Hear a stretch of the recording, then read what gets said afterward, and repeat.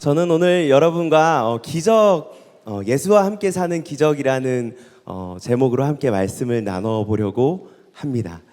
기적이 무엇일까요? 기적. 네. 기적이라는 말의 뜻은 내가 상상할 수 없는 일이 벌어지는 것이고 상식을 벗어난 기이한 일을 기적이라고 표현하고 있습니다.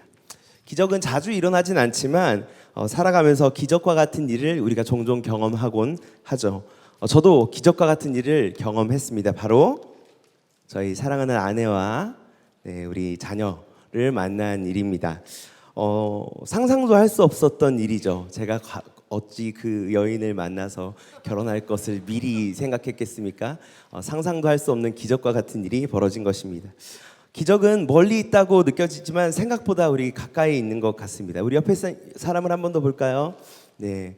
이 사람과 과연 내가 목장 모임을 하는 것이, 신앙생활을 하는 것이 과연 우리가 감히 상상했었던 일일까요? 아니죠. 기적과 같은 일입니다. 여러분 옆에 사람 보면서 한번 인사해 볼게요. 네가 나의 기적이야.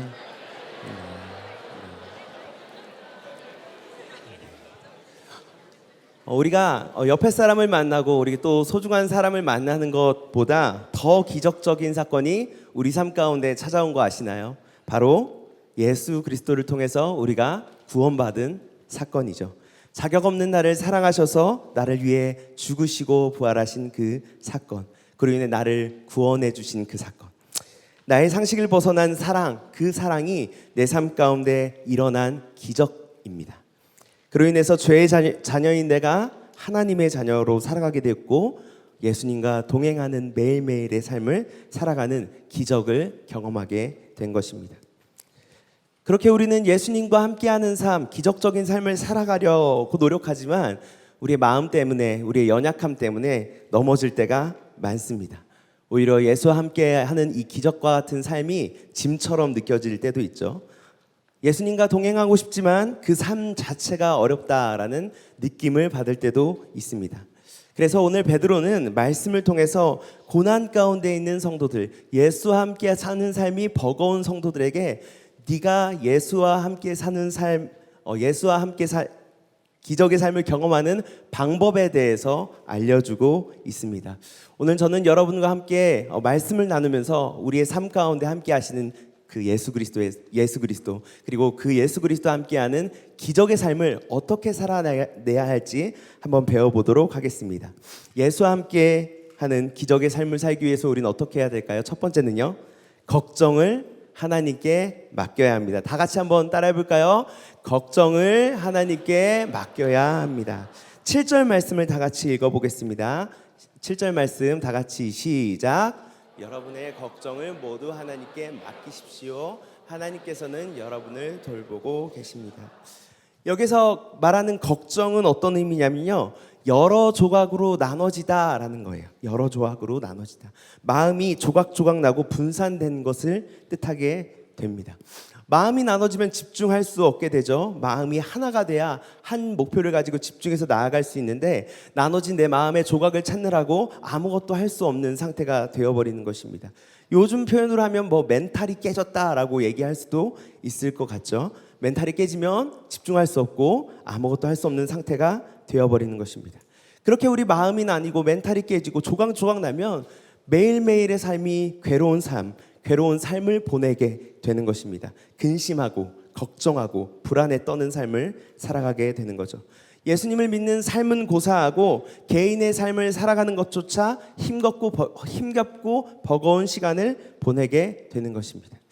어떤 사람은 마음의 병이 찾아오죠. 또 어떤 사람은 방황을 하게 되고요. 내 삶을 포기하고 싶은 사람들도 있을 것입니다. 그렇게 걱정한다는 것, 마음이 나눠진다는 건요, 예수님과 함께하는 삶뿐 아니라 개인의 삶마저 파괴해버리는 아주 무서운 일인 것 같습니다. 그런데 오늘 성경은 우리에게 말씀하십니다. 모든 걱정을 하나님께 맡겨라. 모든 걱정을 하나님께 맡겨라. 깨지고 부서진 마음을 온전히 하나님 앞에 드리라는 것입니다. 아무리 잘게 부서진 마음이라 할지라도, 어쩌면 가루가 되어 형체가 보이지 않는 마음이라 할지라도 하나님 앞에 맡기라는 것입니다. 이 맡기다라는 표현이 되게 재밌는데요. 맡기다라는 표현은요, 위로 던져버리는 것입니다. 위로. 우리는요, 마음에 깨진 것들을 잘 싸매서 바닥에 던져버립니다. 그리고 그 바닥 위에 깨져버린 유리잔 같은 내 마음, 그 위에 서서 계속 상처받고 고난을 받으며 살아가고 있는 것입니다. 그런데 하나님은요, 우리에게 어떻게 얘기하시냐? 위로 던져라 라고 얘기합니다. 우리 한번 따라해 볼까요? 제가 이렇게 저를 한번 따라해 보셨으면 좋겠는데요. 마음에 있는 우리의 걱정과 근심을, 네, 그리고 이렇게 잘 모아서, 네, 어떻게 하냐? 위로 던져라. 네, 위로 던져라. 네, 위로 던지는 것, 그것이 바로 기도입니다. 우리가 던져보는 것, 하나님 앞에 맡기는 것, 그게 바로 기도입니다. 그럼 그렇게 하나님 앞에 기도하고 나아갈 때 하나님이 어떻게 하신다고요? 돌보신다라고 얘기합니다. 돌보신다. 저는 요즘 무엇보다 이 돌보신다라는 이 말씀이, 단어가 너무 마음에 많이 이해가 되고 깊이 깨달아지는 것 같습니다. 돌본다는 건 무엇인가? 부모가 자녀를 돌보듯 나의 삶을 하나님께서 돌보신다라는 것입니다.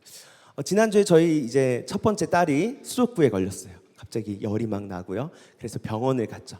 병원을 갔더니만 수족구입니다 하고 어린이집 유치원 등원하지 말라고 얘기하죠. 청천벽력과 같은 소리가, 네, 떨어진 겁니다. 그래서 저희는 집에서 이 아이들을, 물론 아내가, 네, 케어했지만 아이를 계속 열 체크하고 약을 먹이고 목구멍에 있는 염증들이 가라앉았는지 아닌지를 계속 확인한 것입니다. 저녁이 되면 어떻게 되나요? 엄마는요, 1시간 단위로 열을 잽니다. 그 새벽까지 1시간 단위로 열을 재면서 아이가 아프지 않은지 계속 아이를 위해서 돌보고 기도하는 것, 그게 바로 부모가 돌보는 마음이죠. 하루는 어디에 부딪혀서 아프다고 아빠를 찾는 아이를 안고 괜찮다고, 나을 거라고 이야기해 주는 것, 또 아이스크림 많이 먹고 싶다고 하는 아이를 설득하고 결국 혼내기까지 하는 이런 돌봄들, 위험한 곳에 손을 뻗지 않도록 보호하는 것, 그런 것을 바로 다 돌본다라고 표현을 하는 것입니다. 하나님께서는 연약하고 부족한 나를, 마음이 깨져서 울고 있는 나를, 걱정과 두려움에 방황하고 있는 나를 찾아오셔서 이 모든 걱정과 이 모든 마음을 위로 던진다면, 네가 기도한다면 찾아와셔서 돌보신다라고 표현을 하고 있는 것입니다. 저도 제 삶 가운데 하나님이 돌보시는 것을 경험한 적이 있습니다. 제가 자비랑 선교단을 하려고 할 때 하나님이 이 자비랑 선교를 하려면 알바를 해서 돈을 내야 되는데, 이 돈을 알바를 해서 첫 번째 월급을 받는 날이었습니다. 그런데 그 마음 가운데 하나님이 이 천열매 하나님 앞에 다 맡겨라 라고 이야기하신 거예요. 다 드려라 라고 얘기하셨어요. 저희 마음 가운데 순간 어떤 마음이 들었냐면, 저는 그럼 뭐 먹고 살아요? 저는 어떻게 이동해야 돼요? 저는 어떻게 해야 될지 모르겠어요 라고 걱정과 염려와 근심들이 가득 찬 거예요. 수많은 노력과 기도 끝에 결국 하나님 앞에 이 물질을 드리기로 결심했습니다. 그리고 이 물질을 드린 순간 비로소 저는 하나님의 돌보심을 경험하게 되었습니다. 제가 상상할 수 없는 방법, 상상할 수 없는 상황을 열어주셔서 저의 삶을 계속 이끌어 가시고 먹이시고 보살피신다는 것, 돌보신다는 것을 경험하게 된 것입니다. 사랑하는 여러분, 우리 삶의 수많은 간증들도 이와 같습니다. 우리가 간증할 때 여러분 다 기억하시죠? 하나님 앞에 온전히 맡길 때 하나님의 돌보심을 경험할 수 있는 것입니다. 우리 수많은 간증들의 이야기들은 하나님께 맡길 때, 온전히 올려드릴 때 하나님이 돌보신다는 것을 경험한다는 이야기입니다. 여러분의 삶 가운데도 그런 삶의 경험이 있지 않습니까? 우리가 온전히 하나님 앞에 맡겼을 때 하나님이 나를 돌보시고 채우시고 함께 하겠다고 약속하신 그 마음들, 우리가 예수와 함께 살기 위해서는요, 우리의 염려를 모두 주님 앞에 맡겨야 합니다. 올려드리면서 기도할 때 하나님이 돌보시는 것을 경험하게 되는 것입니다. 그래서 오늘 여러분 이 예배 시간 가운데 함께 기도하는 시간이 됐으면 좋겠고, 또 우리의 염려들, 우리가 지금도 고민하고 있는 거 있잖아요. 예배 시간에 나왔지만 아직도 내 마음을 사로잡고 있는, 마음이 나눠지게 하고 예수님 앞에 집중하지 못하게 하는 이 모든 것을 오늘 이 시간 예배를 통해서 주님 앞에 던져드리시길 바랍니다. 기도하는 시간이 되길 바랍니다. 그 삶을 통해서 예수님과 동행하는 기적의 삶을 살아가게 될 것입니다. 아멘. 네. 두 번째는 무엇일까요? 예수와 함께 살아가기 위해서 우리는 어떻게 살아야 될까요? 정신 차리고 깨어 있어야 합니다. 우리 옆에 사람 보면서 한번 인사해볼까요? 정신 차려. 네, 시가 정신 차려. 네. 우리 옆에 사람 혹시 자고 있는 사람 있어요? 네, 깨어나라. 네, 깨어나라. 이렇게 인사해 봅시다. 네, 우리 말씀을 한번 보죠. 8절과 9절 초반부의 말씀입니다. 8절과 9절 초반부 한번 다 같이 읽어보도록 하겠습니다. 시작.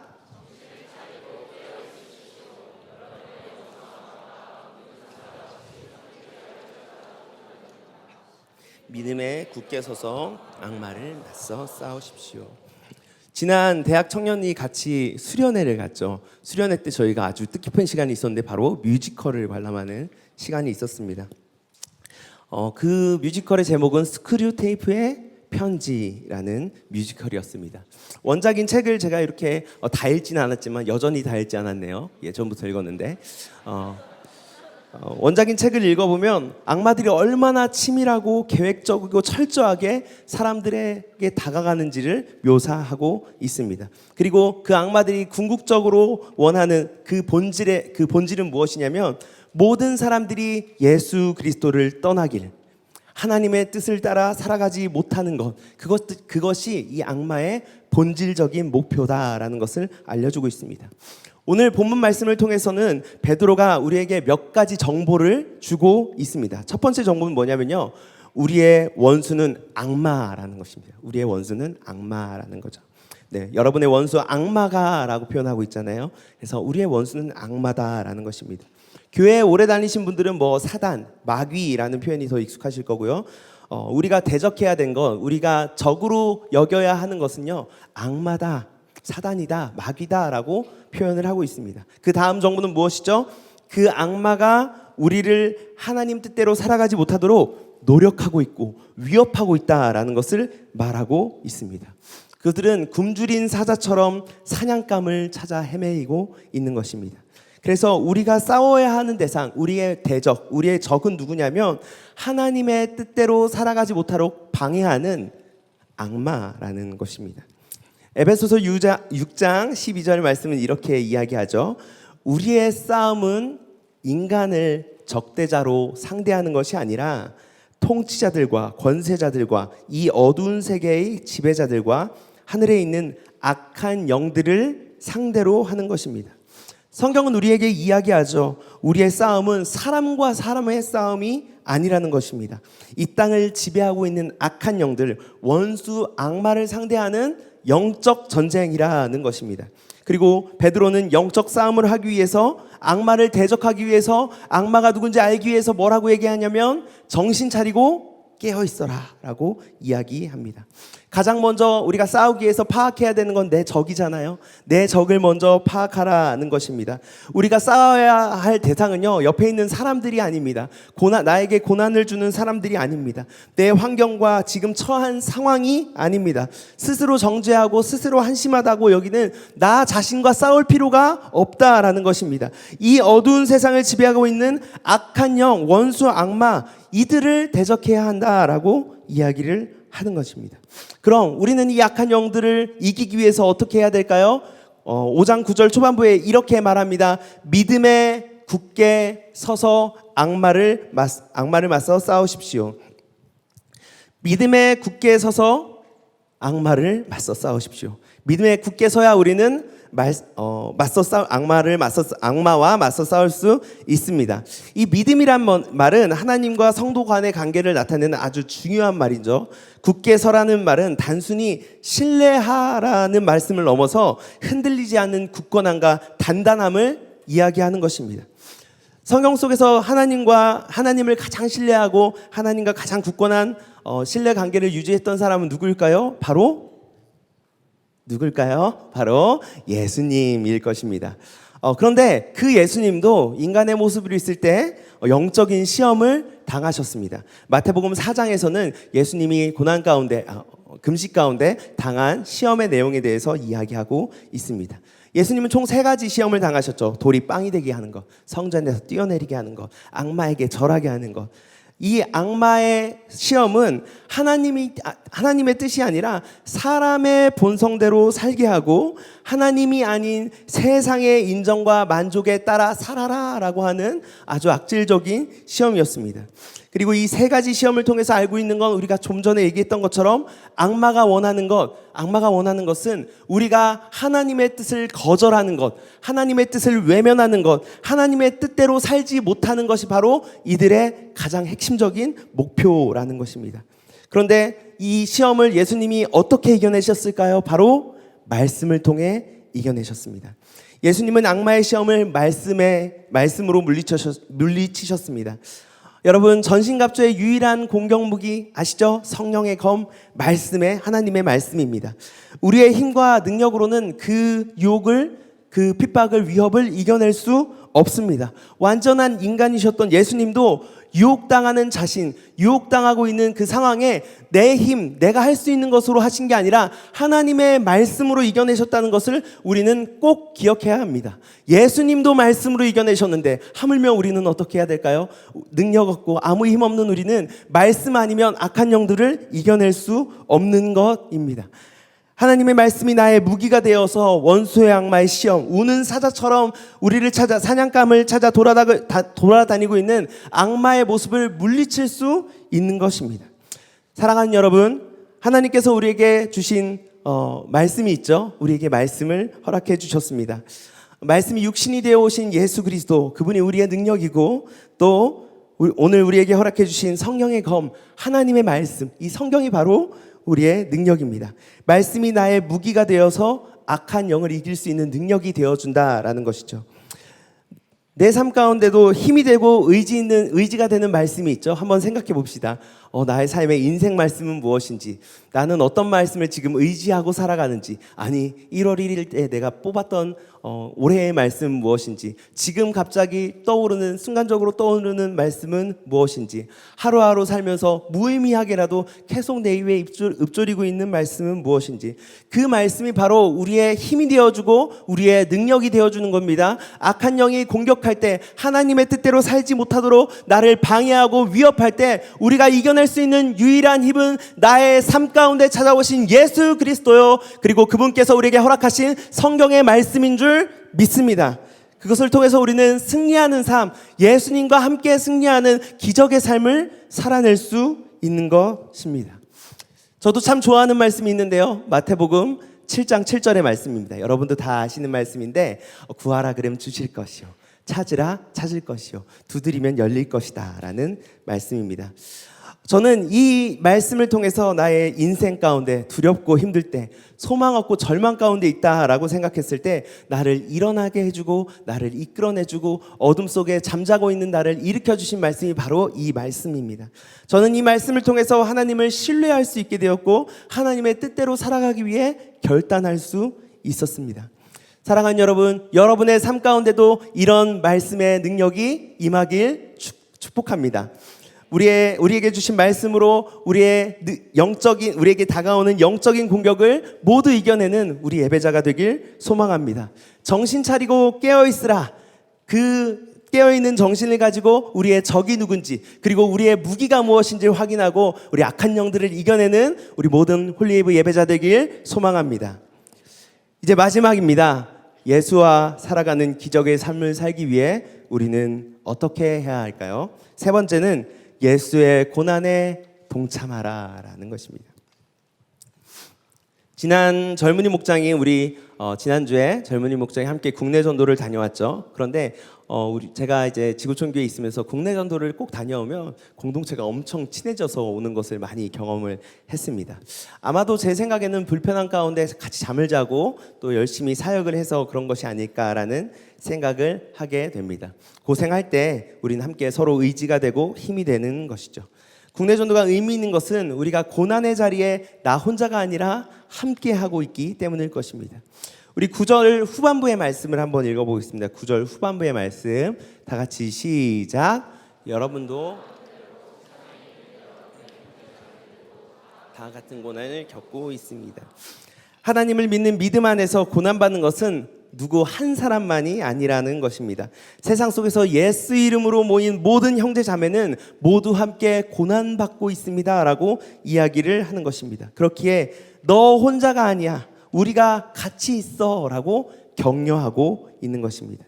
우리가 함께 받는 고난으로 인해서 우리는 성숙해지고 더 튼튼해질 것입니다. 고난을 통해서 우리는 친해지기도 하고 성장하기도 하는 것입니다.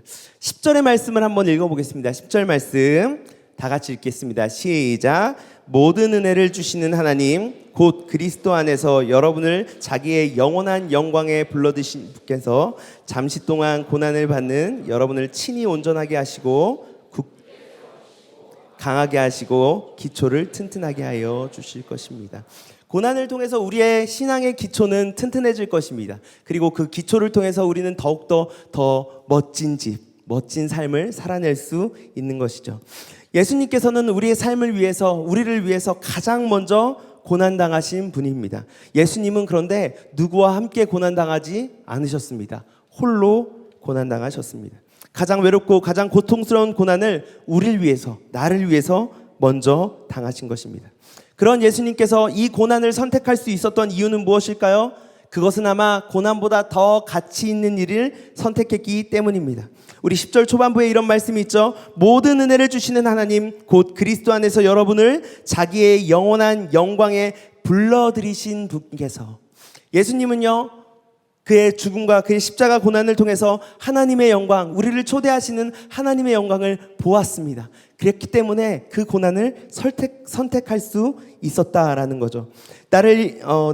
우리를 영원한 영광, 하나님께서 베풀어 주시는 영원한 영광에 초대하는 하나님의 통로가 되어주신 것입니다. 예수님은 죽음을 통해서 하나님의 통로가 되어주셨습니다.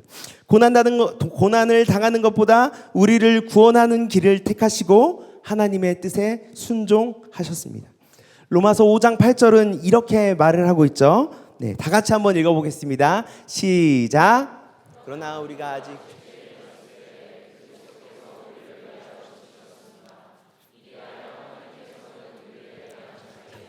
실증하셨습니다. 하나님은 자기 사랑하는 예수, 자기가 정말 사랑하고 정말 내어주기 힘든 그 예수를 통해서 우리를 사랑하신다라는 것을 증명하셨습니다. 그리고 예수님은 그 마음에, 그 사랑에 묵묵히 순종하여 십자가 고난을 통해서 우리를 영원한 영광 가운데 초대하셨습니다.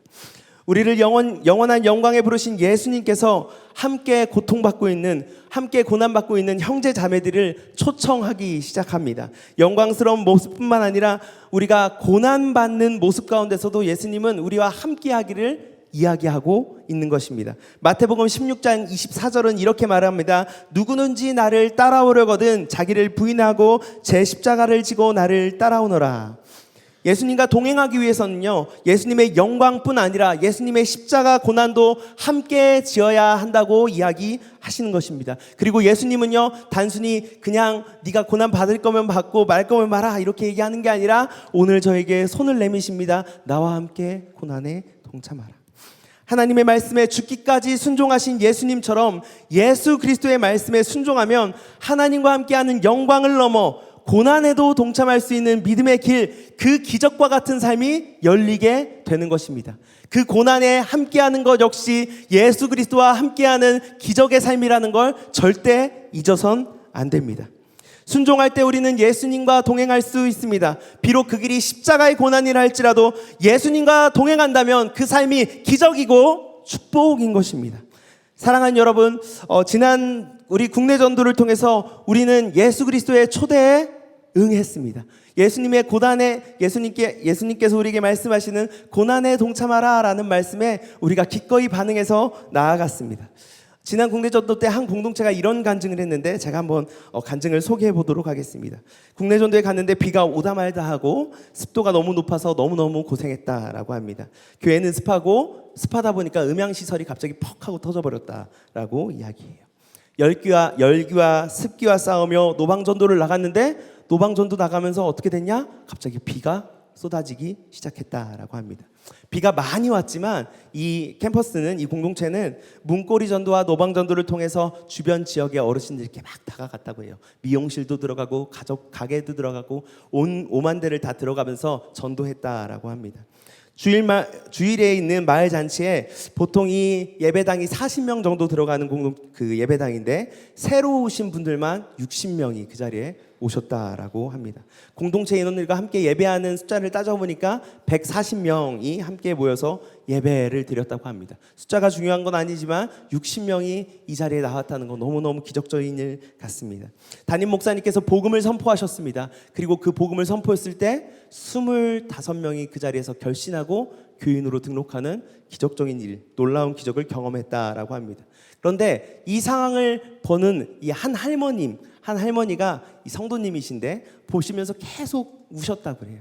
그래서 할머니 왜 우세요? 라고 물어보니까 자기가 15년 동안 이 교회를 다니면서 코로나를 지나고 절망하고 생기가 없는 것 같아서 너무 마음에 어려웠다라고 하는데, 이렇게 많은 사람들이 함께 와서 예배드리고 복음의 능력을 경험하다 보니까 힘이 생기고 다시 한번 일어나서 우리 그리스도의 복음의 생기가 생겨나는 것 같아서 기쁨의 눈물이 흘러나왔다라고 합니다. 그리고 그 가족들이 예수와 함께 천국 갔으면 좋겠다라는 마음으로 눈물을 흘리셨다라고 합니다. 그 할머니의 눈물은 무엇이었을까요? 그 눈물은 교회를 위한 눈물이고 영혼을 위한 눈물이고 하나님의 영광을 위한 눈물이었을 것입니다. 천국 소망을 바라보는 기쁨의 눈물, 그 할머니가 흘리신 눈물이 아닐까라고 생각합니다.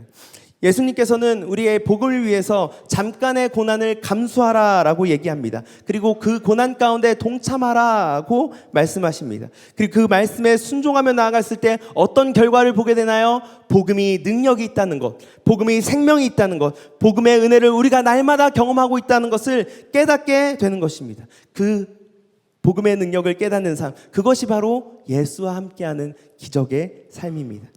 순종할 때 예수님께서 보여주신 놀라운 기적을 볼 수 있습니다.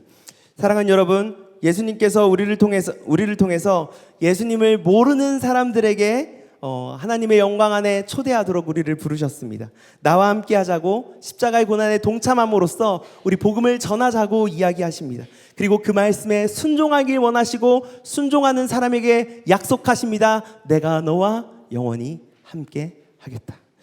그렇게 영원히 하나님과 함께하는 삶, 예수 그리스도와 동행하는 삶, 그것이 바로 예수와 사는 기적을 경험하는 삶인 것입니다. 예수와 사는 삶은 거창하지 않습니다. 대단히 어렵지도 않습니다. 예수와 함께 사는 삶은 모든 걱정을 하나님 앞에 올려드릴 때, 그리고 기도할 때 그렇게 살아갈 수 있습니다. 우리를 무너뜨리는 악마의 말씀을 이겨낼 때, 악마의 이야기를, 유혹을 이겨낼 때 우리는 예수와 함께 살아갈 수 있습니다. 고난의 자리라 할지라도 예수의 부르심에 응답할 때, 순종할 때 우리는 예수와 함께 살아갈 수 있습니다. 그렇게 우리 예수님이 우리의 주인 되어 주시는 삶, 기적의 삶, 동행해 주시는 삶, 그 기적의 삶을 매일매일 경험하는 우리 예배자들 되길 소망합니다. 매일매일 우리의 삶 가운데 예수와 살아가는 기적을 경험하는 우리 모두가 되길 소망합니다.